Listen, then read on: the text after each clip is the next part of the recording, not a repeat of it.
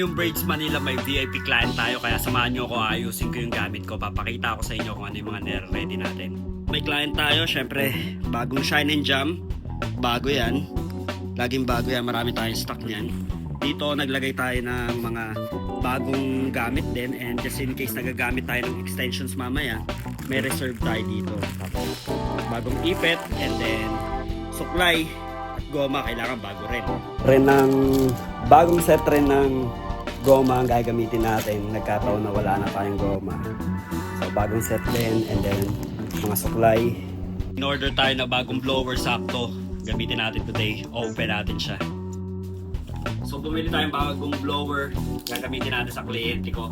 Unbox natin to. Ito pala yung attachment na hinahanap ko. Hindi ito.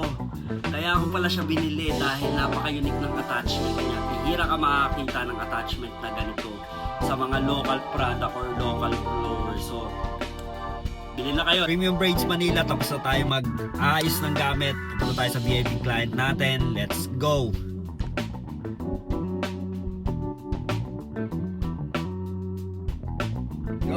Yo, shout out to Boss Russell of Premium Braids Manila. Thank you, sir. Thank you.